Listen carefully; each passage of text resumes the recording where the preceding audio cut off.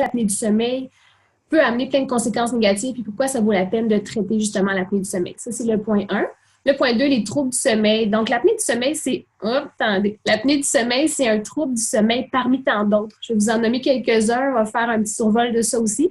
Puis, le troisième point, c'est vraiment l'apnée du sommeil. Je vais vous montrer les grandes lignes de l'apnée du sommeil.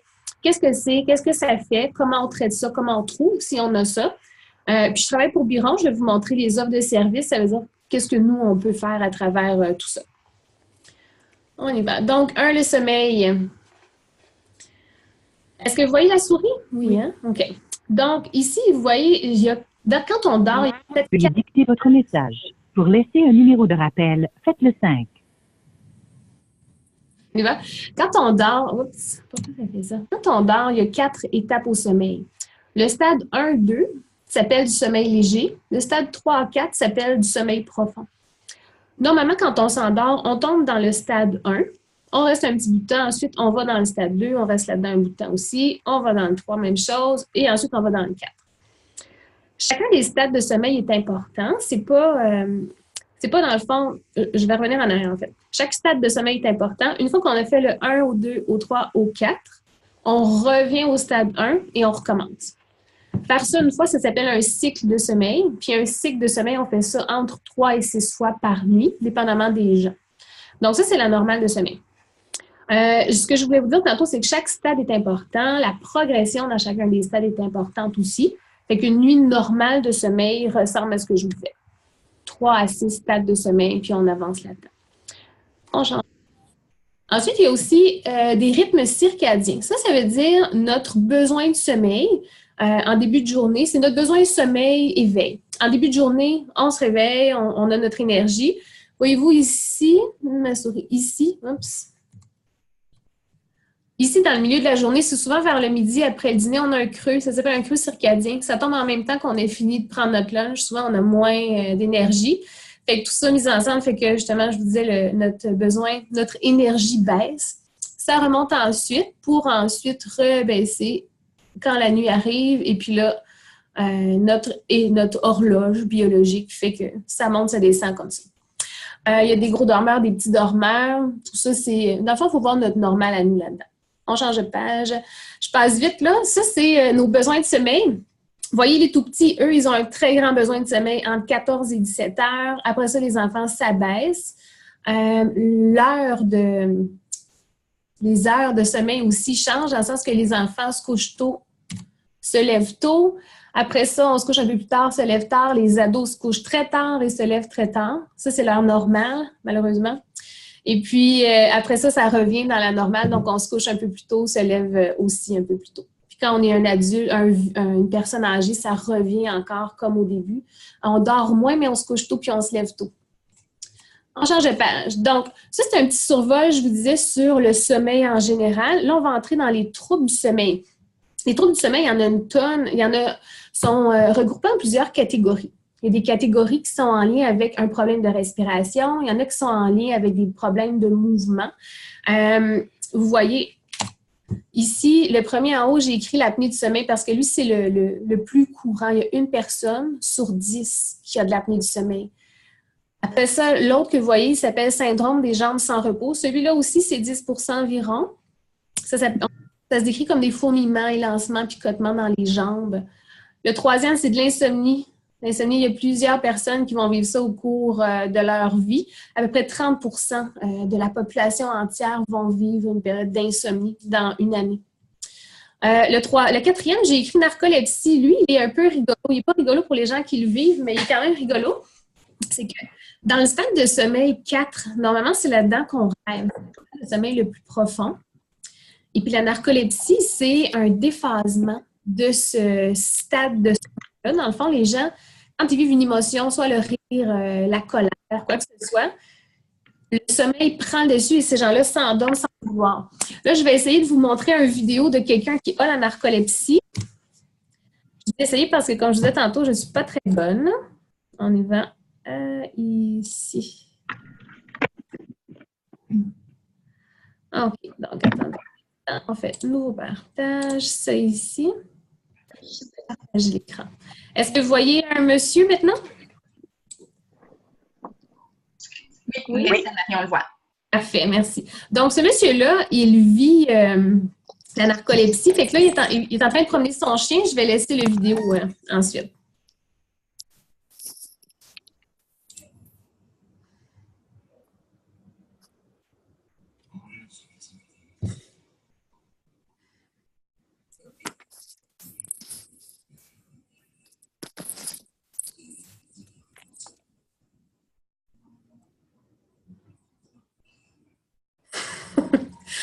C'est pas drôle du tout, mais c'est drôle. Ça a bien marché. Oui. Merci. Parfait. On retourne ici dans Nouveau partage. Ici. Oui. Partager l'écran. Bon, me revoici. OK. On est revenu? Parfait. Donc oui, donc vous avez vu ce pauvre monsieur, c'est pas drôle, mais en même temps, c'est drôle. Ça l'arrive quand, comme lui, c'est le rire.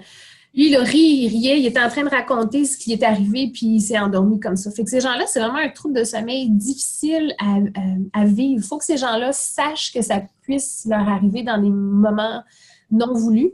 Donc, ils évitent souvent de conduire. C'est très limitant. Parce que justement, ils pourraient s'endormir au volant ou dans des situations étranges s'ils vivaient cette émotion-là qui les amène à dormir. On descend le dernier ici, ça s'appelle le bruxisme, c'est gricher des dents. L'effet de gricher des dents, ça peut amener, ça s'appelle un micro-éveil. Puis ce micro-éveil-là fatigue les gens. Puis c'est un autre trouble de sommeil qui justement peut amener de la fatigue. Alors, la troisième portion, c'est la grosse portion de la présentation, c'est l'apnée du sommeil. Donc, on va faire un petit peu de statistiques avant que je vous montre exactement ce que c'est. Vous voyez, 10% des adultes ont ça. Donc, c'est une personne sur 10. C'est quand même beaucoup. Ensuite, il y a 1% à 6% des enfants qui ont ça. Il y a quand même aussi ça fait beaucoup d'enfants qui ont ça. 8% des ados, 28% des camionneurs. Après ça, les autres pourcentages en bas, 85 à 90% des gens qui ont de l'apnée du sommeil ne sont pas encore diagnostiqués parce que les symptômes, ils se cachent dans d'autres maladies, comme par exemple la fatigue. Il y en a qui peuvent penser qu'ils sont déprimés. Je vais vous montrer tantôt, là, mais c'est vrai. 40% des apnées ne sont pas obèses. Je vais vous montrer tantôt, c'est à cause de la façon qu'on est fabriqué ici. Et puis 50% des apnées ont des symptômes de dépression. Comme je disais, c'est souvent caché, l'apnée du sommeil, dans d'autres signes et symptômes dans d'autres maladies. Bon, ça ici, c'est le gros du sujet. Je vais expliquer ce que c'est. La personne à la gauche, c'est une personne qui n'a pas d'apnée du sommeil. La personne au centre et celle à droite complètement a l'apnée du sommeil. Je vous montre la différence. En premier, l'apnée du sommeil, ça s'appelle apnée obstructive du sommeil. Donc, apnée, ça veut dire respiration. Donc, A, c'est absence de. Absence de respiration. Obstructive, c'est à cause d'une obstruction, puis du sommeil, seulement quand on dort. Donc, toutes les personnes qui ont l'apnée du sommeil, quand ils sont réveillés, ils n'ont pas de problème. Quand on dort, nos muscles, ils relaxent. Et puis, les gens qui ont l'apnée du sommeil, leurs muscles relaxent tellement que ça vient qu'à fermer le passage de l'air. Je vous montre le dessin. Un ici, lui, il respire comme il faut. Si vous regardez, le bleu, c'est l'air. L'air entre dans son nez, va dans sa gorge, va dans ses poumons, la vie est belle. Ça ici, c'est sa langue. Il pourrait aussi respirer par la bouche. Sur le dessin, il n'est juste pas mis. Donc, lui, il respire comme il faut. Les deux autres dessins, celui au centre, l'air entre, mais passe juste un petit peu, pas assez pour remplir les poumons, parce que la langue, ce machin ici, ça s'appelle épiglotte. Pas vrai, ça s'appelle, voyons, luette palémou. Ça ici, c'est l'épiglotte. Les noms, c'est pas important, mais bref, ce sont les muscles de la gorge qui relaxent puis qui tombent par en arrière. Celui-là ici, c'est un arrêt complet. L'air entre puis passe pas du tout. À cause de ça, justement, la personne manque d'air. Dans les deux cas, ici et lui, la personne, comme je viens de vous dire, manque d'air. Fait que je vais vous montrer ce que le corps fait pour gérer ça. On descend en bas. Il y a 4 étapes au sommeil, comme je vous montrais dans la diapositive au départ. Stade 1-2, c'est le sommeil normal. C'est pas vrai. Stade 1-2, c'est le sommeil lent. Donc, 1-2. Après ça, 3-4, c'est le sommeil profond. Quand notre gorge ferme, parce qu'on a l'apnée du sommeil, notre corps s'est rendu compte que c'est parce qu'on dort, justement, que le tonus est parti. Donc, la solution qu'il a trouvée, c'est, supposons qu'on est ici dans le stade de sommeil profond ou dans le 3, peu importe, là, il nous ramène en arrière. C'est comme s'il nous disait « Hey, tu respires pas ». Étant donné qu'on, justement, se fait amener dans un sommeil moins profond, la gorge se réveille. Donc, les structures retournent à leur place en avant, l'air peut passer en arrière. on respire, fait que c'est une solution. Mais le négatif de la chose, c'est de se faire enlever du sommeil qui est efficace. Donc, les gens qui ont l'apnée du sommeil, souvent, ont beaucoup de fatigue parce que ces événements-là peuvent arriver plusieurs fois par heure, par nuit. Je vais vous donner un exemple. Il y a des gens qui arrêtent 20 fois par heure de respirer. On va faire des maths. Il y a 60 minutes dans une heure. Quelqu'un qui arrête 20 fois par heure, on va faire 60 divisé par 20, ça fait 3 minutes. Cette personne-là a 3 minutes de dodo tranquille. Passe sûrement du stade 1 au 2, au 3, au 4 peut-être. Mais à chaque 3 minutes, son corps lui dit « Hey, tu ne respires pas », se fait ramener dans un sommeil léger pour ouvrir la gorge, donc respirer. Mais le négatif de la chose, c'est justement ça. Il se fait enlever du sommeil profond à chaque 3 minutes. Fait que cette personne-là dort, elle ne s'en rend pas compte, mais son sommeil, on dit qu'il est fragmenté parce qu'il ne fait pas juste avancer dans l'échelle du sommeil, il recule en arrière pour ouvrir la gorge. Le fait de se faire enlever du sommeil qui est efficace amène plein de choses que vous voyez à l'écran présentement. Donc, la nuit, des fois, il y en a qui s'en rendent même pas compte. Ils disent « Moi, je dors bien, je m'endors vite, je tombe endormie tout de suite, puis je dors de A à Z, ça se peut. » Mais la qualité du sommeil, elle est peut-être pas là malgré que cette personne-là pense bien dormir. Donc, il y a souvent des ronflements. Le fait que la gorge soit fermée un peu fait que l'air passe puis ça vide. On peut suer, on se lève la nuit pour uriner, toutes sortes de choses comme ça. Ça, le se lever la nuit pour aller aux toilettes, moi, je l'aime bien parce que si on n'a pas de diabète, là, les reins, ils dorment quand on est dans le sommeil profond. Le fait de se faire enlever du sommeil profond quand on a l'apnée du sommeil fait que les reins, eux autres aussi, ne dorment pas. Donc, à ce moment-là, eux, ils produisent l'urine comme si c'était le jour. Fait que c'est pour ça que certaines personnes se lèvent pour aller aux toilettes quand ils ont l'apnée du sommeil. Le pire, mais le moins plaisant pour les gens, c'est éveil avec sensation d'étouffement. Quand le corps, il dit hey, tu arrêtes de respirer puis il nous ramène dans un sommeil plus léger, si c'est pas suffisant, le corps, il induit un éveil complet. Mais là, les gens savent, mais ils étaient étouffés depuis 15, 20, 30 secondes, puis donc ils manquent vraiment d'air, puis ils se réveillent en panique. C'est vraiment désagréable. Le jour, le fait de se faire enlever du sommeil profond amène beaucoup de fatigue, somnolence, manque de concentration, de mémoire. Tous des symptômes de fait de ne pas dormir profondément.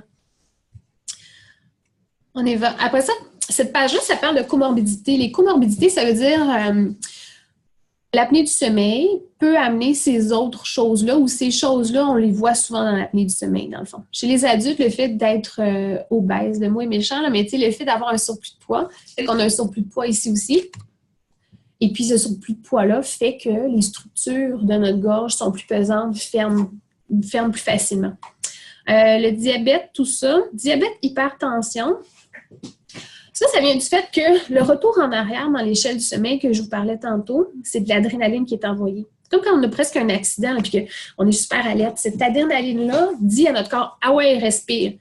Fait qu'à ce moment-là, dans notre exemple de tantôt, la personne qui a 20 arrêts par heure, 20 fois par heure, son corps reçoit de l'adrénaline. Donc, ça peut amener des problèmes cardiaques, comme vous voyez ici à l'écran, haute pression, le fait que cette adrénaline-là passe 20 fois par heure. Maladie cardiovasculaire, même histoire. Le problème dans la caboche, là, c'est manque de concentration, de mémoire, dépression. On ne peut pas être super énergique quand, justement, on ne dort pas bien. De l'autre côté, ici, la pédiatrie, c'est tout un fait de ne pas dormir bien, fait qu'on a de la difficulté à se concentrer puis à faire nos tâches cognitives. Donc, retard dans l'apprentissage scolaire, on le voit souvent chez les enfants.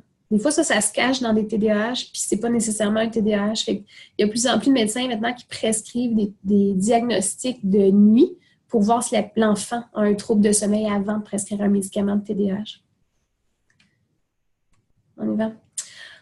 Cette partie-là, maintenant, ça parle de comment trouver l'apnée du sommeil. Toutes les personnes qui ont l'apnée du sommeil le jour, il n'y a aucun signe évident ici. Là. On ne peut pas se rendre compte que cette personne-là a l'apnée du sommeil. Il n'y a aucun bruit bizarre. Pardon.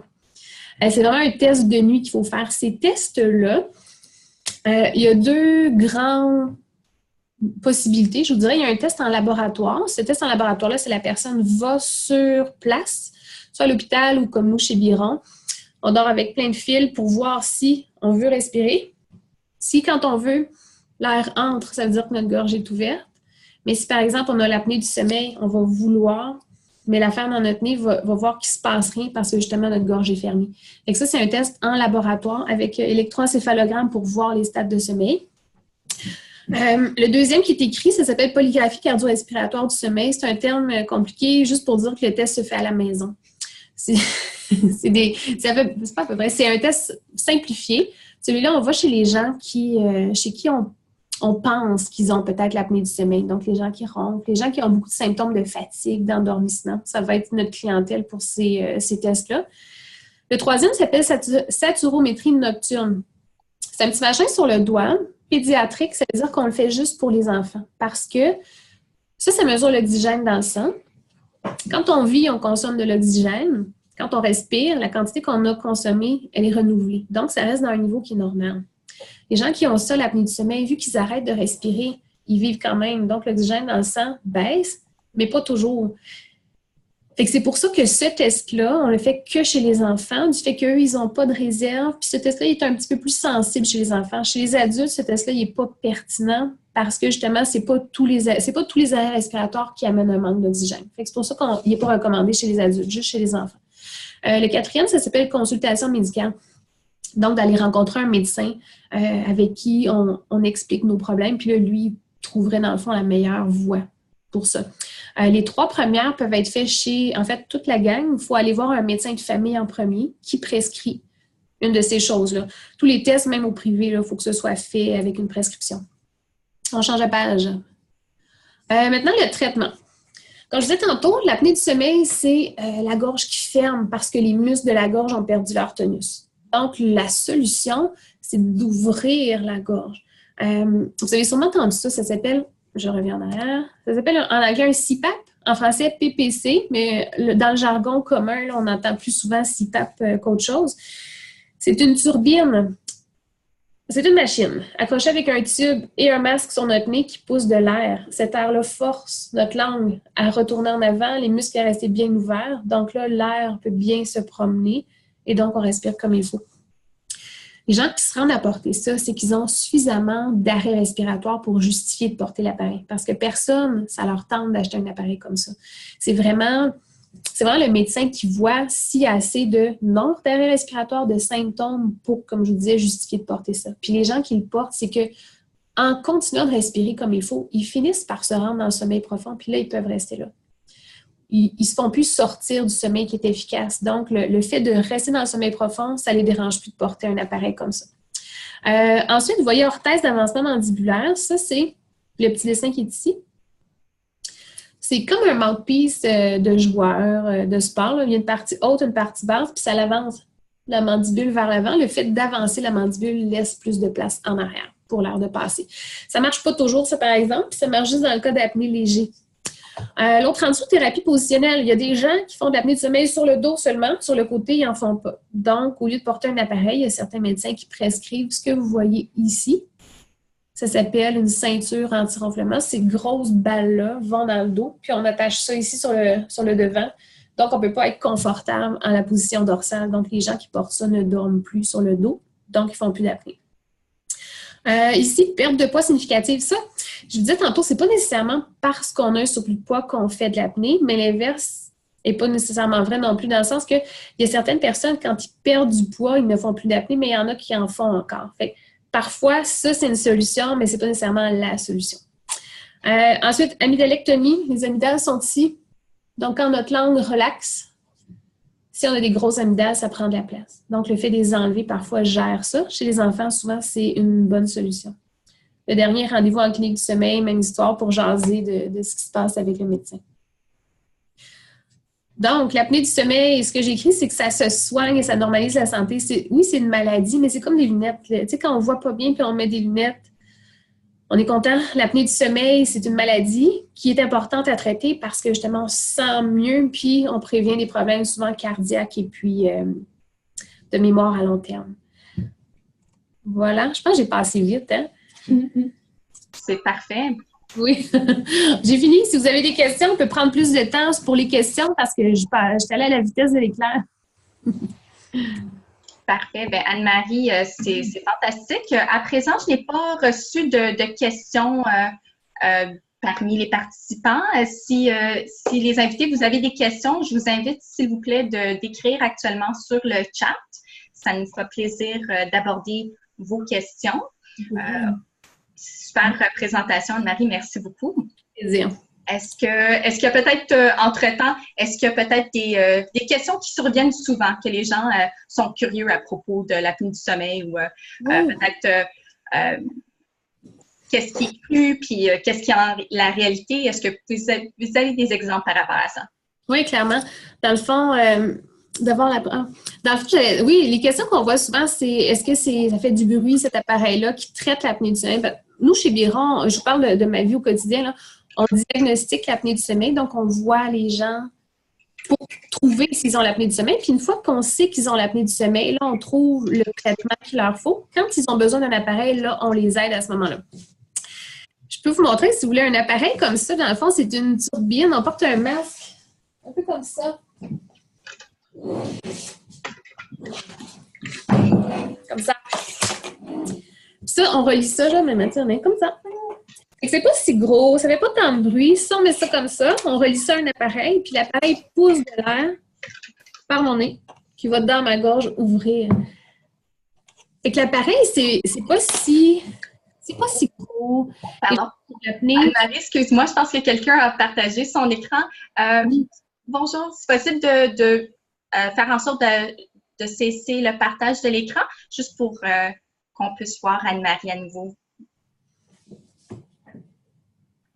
Alors, Anne-Marie, oui, si tu veux juste essayer de partager ton écran à nouveau, excuse-moi, juste qu'on peut te voir. Ah, moi, vous ne pouvez pas démarrer. Ah, voilà, c'est beau, on t'avait perdu. Et voilà. Super. Me voyez-vous? Oui. Oui. Ah, OK. Donc, oui, c'est ça. On me demande souvent si les appareils font du bruit. Eh bien, oui, parce que c'est une turbine, mais c'est pas un compresseur. Donc, c'est pas un bruit de moteur gigantesque. Vraiment qu'il y a un petit roulement tout doux qui pousse de l'air, qui ouvre la gorge. Fait que c'est pas si pire, je vous dirais. Le plus difficile, là, c'est la semaine 1. Moi, je dis à tout le monde, la semaine 1, c'est le bordel. Parce que on porte un masque toute notre vie, on a dormi sans masque. Donc là, on porte un masque qui est relié avec un tube à un appareil qui pousse de l'air. Tout ça, c'est négatif. Moi, ce que je fais avec les gens, dans l'exemple de tantôt, la personne qui a 20 arrêts par heure, bien, on sait que cette personne-là dort 3 minutes.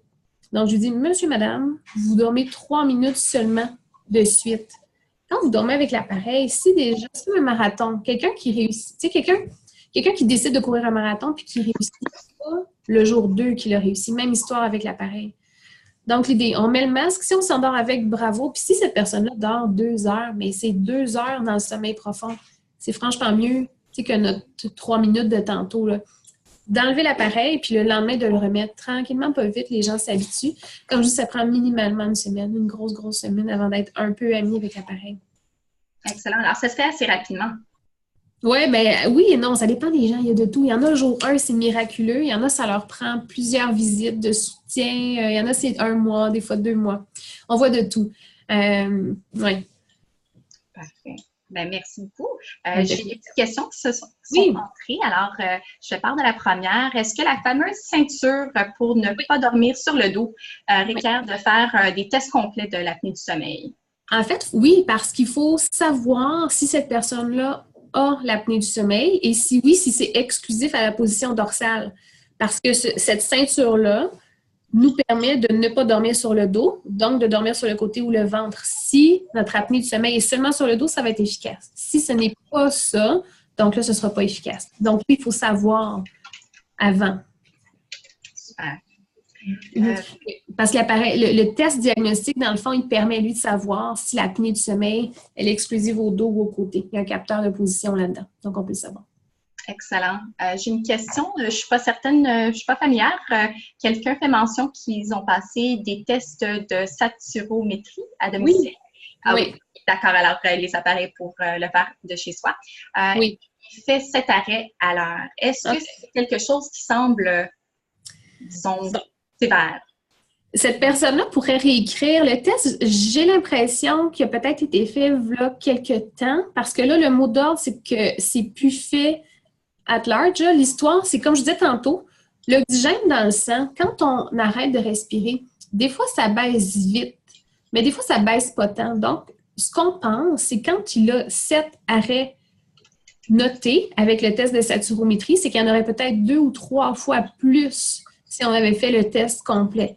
Donc, 3 fois à 7, ça peut être considérable. La normale d'arrêt respiratoire, c'est 5 fois et moins par heure. On commence en général à traiter l'apnée du sommeil à 15 et plus, dépendamment des symptômes. Donc, cette personne-là à 7, je suggérerais d'aller voir votre médecin pour peut-être pousser un peu plus l'investigation parce qu'on peut supposer que vous avez au moins peut-être 2 à 3 fois plus, minimum 14 à 21 fois d'arrêt respiratoire par heure. Si vous avez beaucoup de fatigue, manque de concentration, manque de mémoire, allez voir votre médecin. Ce serait la meilleure solution pour faire un test plus poussé à ce moment-là. Super. Maintenant, une question sur la narcolepsie, ça va? Oui. Oui, d'accord. Alors, est-ce que la narcolepsie a plusieurs degrés de sévérité? Oui, il y en a qui ont des crises souvent. Le moindre rire, le moindre colère s'endorment. Donc, ces gens-là, souvent, sont classés invalides du fait qu'ils ne peuvent pas faire grand-chose sans mettre leur vie ou celle d'autrui en danger. Est-ce que un gramme de ça? Non, mais est-ce que je pourrais intervenir après là-dessus? Oui, sans problème. Okay. Donc, il n'y a pas de catégorie, là, mais vraiment, c'est classé, c'est au cas par cas. Là, les médecins évaluent chaque personne à ce moment-là, en sommeil. Alors, juste un petit commentaire sur la narcolepsie. C'est l'incidence, c'est 1 sur 2000 personnes, donc ce n'était pas tout à fait les mêmes chiffres qu'on a. Mais c'est surtout la narcolepsie. Il y a des gens qui font de la cataplexie, puis il y en a qui en font pas. La cataplexie, c'est ce que vous avez vu sur la vidéo, c'est-à-dire des gens, sous le coup d'une émotion, vont perdre le tonus musculaire puis vont tomber par terre pendant quelques secondes. Ils sont conscients, mais ils ne peuvent plus bouger.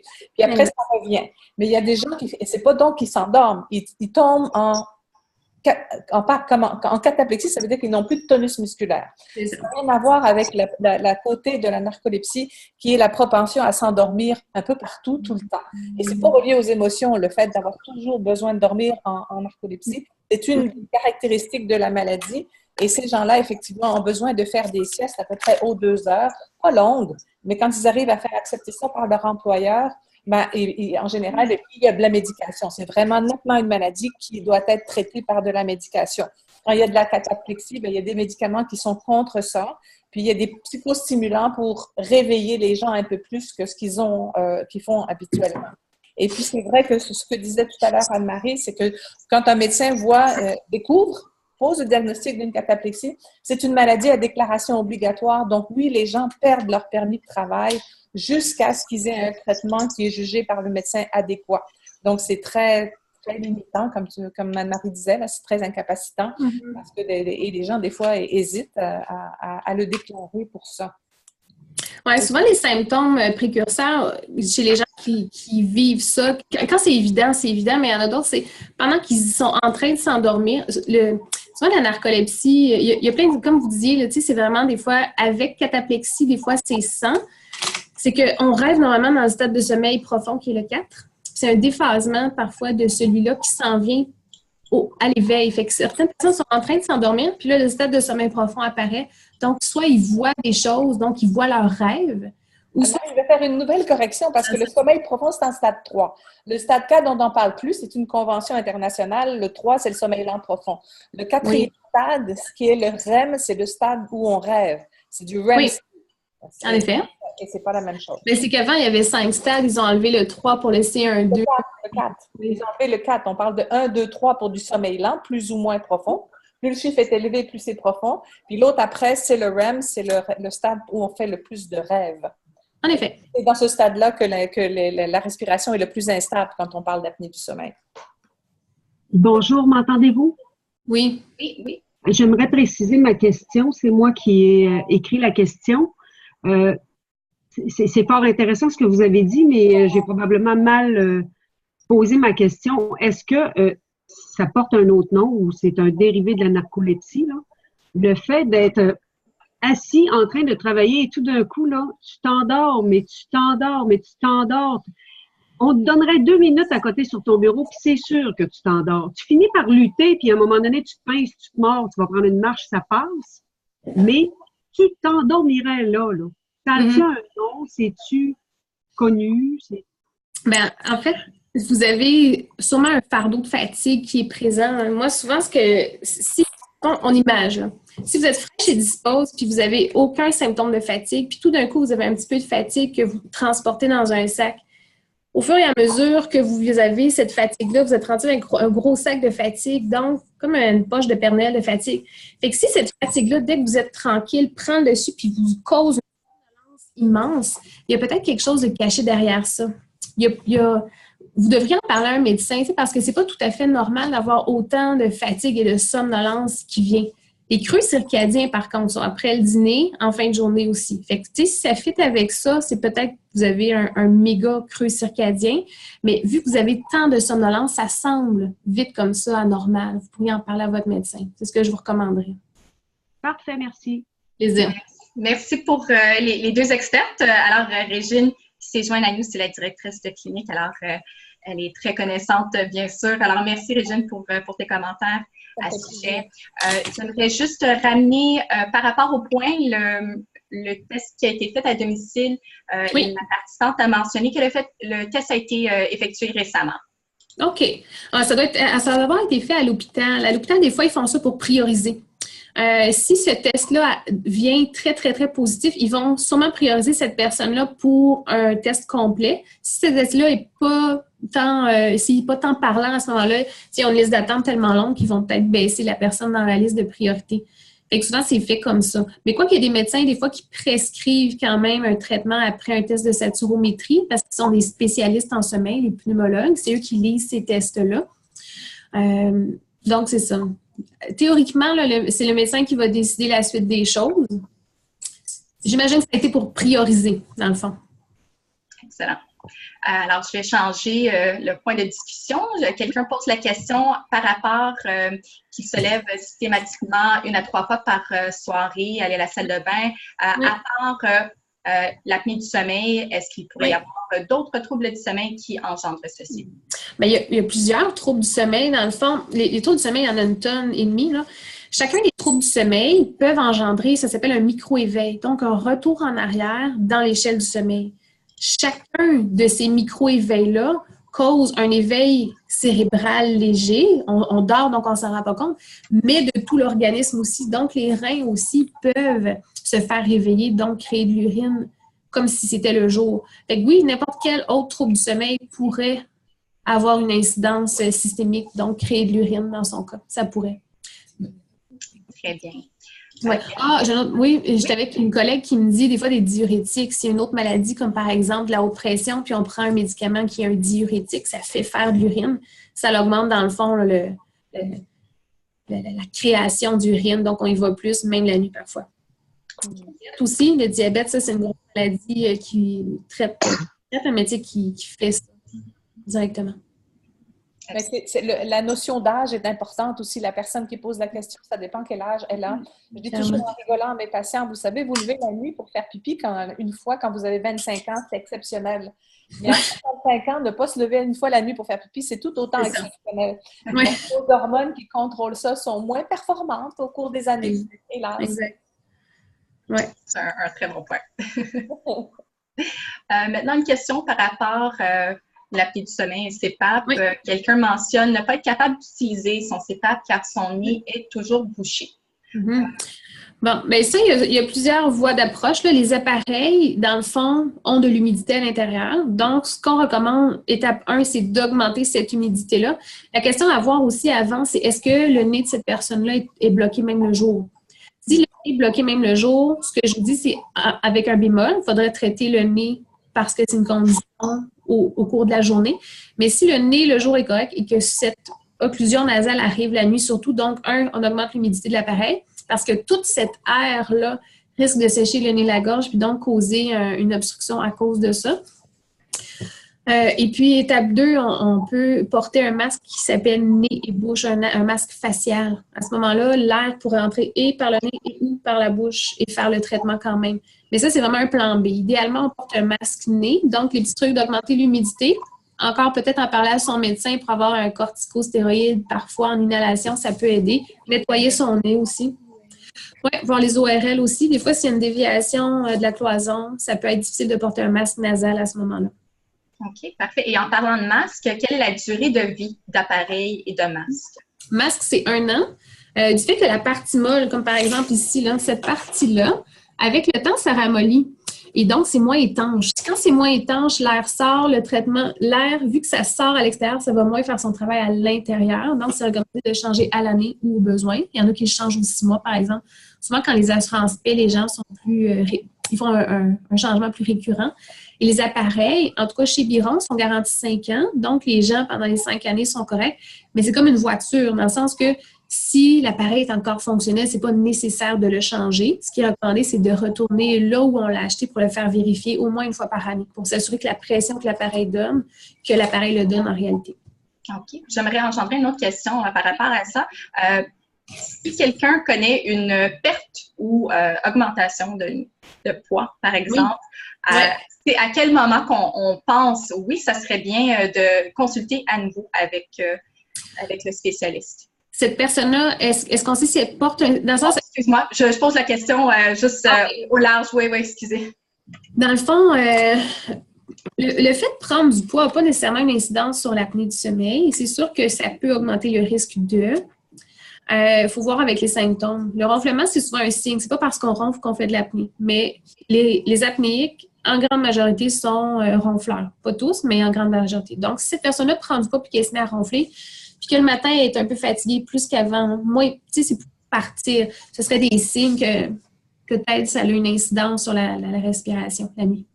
OK, d'accord. Et si c'est quelqu'un qui a une perte de poids, tout de même, finir au niveau du masque, est-ce que ça se porte bien? Et c'est ça, est-ce qu'il y aurait des ajustements qui devraient être faits?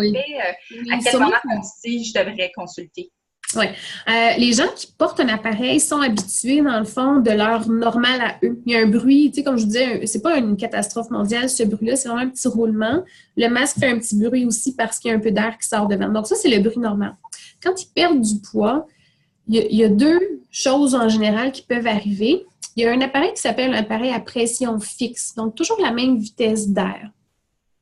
Cette vitesse d'air-là était programmée pour la personne avec le poids qu'elle avait lors du test. Si elle perd beaucoup de poids, ça va être sûrement trop d'air pour le poids qu'elle a maintenant. Donc, il pourrait avoir de la difficulté à tolérer ça, donc de l'air qui sort partout, tout ça. Ça, ce serait un signe. Si le bruit, s'il n'y a plus d'ajustement, un inconfort, la perte de poids a sûrement une incidence sur le nombre d'apnées. Donc là, il faudrait peut-être retourner voir où on a acheté l'appareil. Oui, ballonnement, j'ai quelqu'un qui me dit ici, les ballonnements, c'est que l'air ici va dans la gorge l'ouvrir. Mais si c'est trop d'air pour notre capacité à notre gorge à gérer ça, on pourrait avaler de l'air. Alors à ce moment-là, on a de l'air dans l'estomac, c'est complètement désagréable, des ballonnements, des rapports. Tu sais, quand on a un appareil à pression fixe, quand on a un appareil variable, ça c'est l'autre sorte d'appareil. Habituellement, la prescription, donc le haut et le bas, permet à l'appareil de donner seulement ce qui est nécessaire. En général, les gens qui ont ça, quand ils perdent du poids, ils s'en rendent beaucoup moins compte. Il y a moins d'inconfort. Super. Alors, j'amène... on a pas mal touché à la majorité des questions. Excuse-moi, j'en ai ici. L'hypopnée. L'hypopnée, c'est bien ça? Oui, OK. Alors, est-ce qu'elle peut être traitée avec l'accessoire mandibulaire?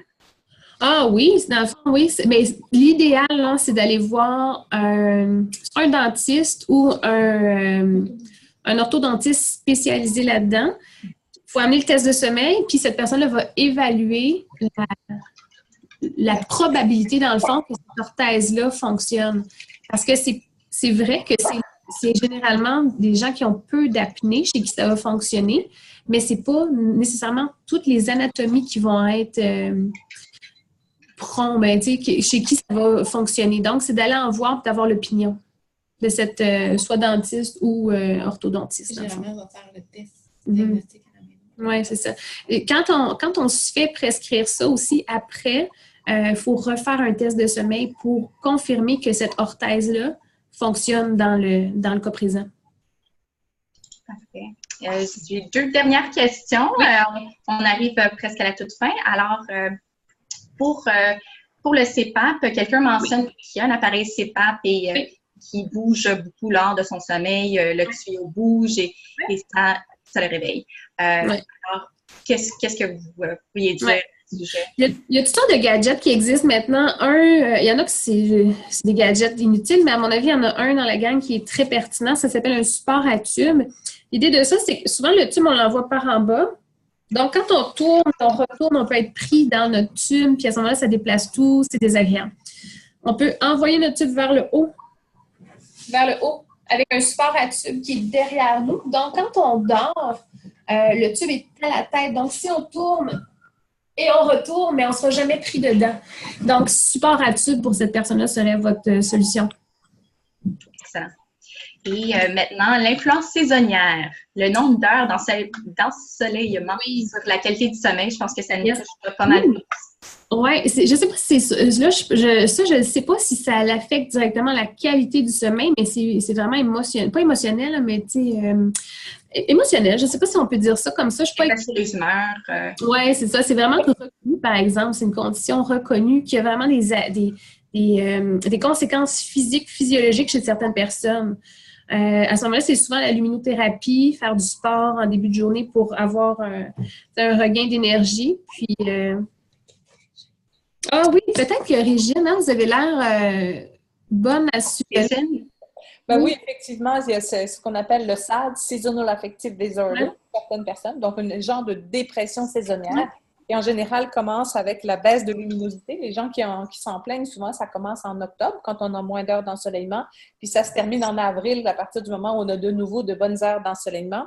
Puis oui, il y a une partie physiologique. En fait, comme notre sommeil est beaucoup régularisé par, comme on disait, un processus circadien, donc la luminosité que notre œil capte. Et pour certaines personnes, on n'a pas les mêmes récepteurs à cette luminosité-là. Et certaines personnes en ont moins, donc sont plus sensibles à la baisse de luminosité. Et donc, ça les affecte. Et comme disait Anne-Marie, c'est vraiment la luminothérapie appliquée le matin tôt, 30 minutes le matin, avant 9 heures du matin, qui va vraiment compenser et qui aide beaucoup ces gens-là.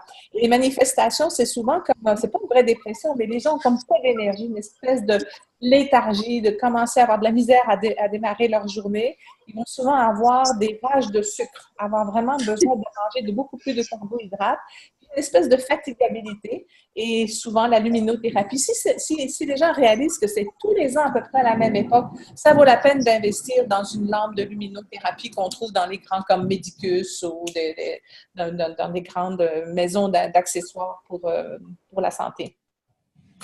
Super. J'ai une dernière question si ça vous va. Pas de problème. OK. Alors, dernière question. Le fait de respirer par la bouche, est-ce que ça peut être l'explication derrière les rapports qui se produisent au cours de la nuit? Ah, cette personne-là a des rapports, c'est ça qu'on comprend. Cette personne porterait un appareil CPAP, est-ce qu'on sait? Je ne suis pas tout à fait certaine. Si vous pourriez m'écrire dans le chat, je vais poser la question. Parce que normalement, on est respirateur nasal exclusif. Ça veut dire notre nez, ça fonctionne, entre autres, c'est réchauffer, filtrer l'air qui passe par là. On devrait respirer par notre nez. La bouche, c'est vraiment un plan B. Quand notre nez ne fonctionne pas, si justement, lui, ne fait pas la job, on peut respirer par la bouche.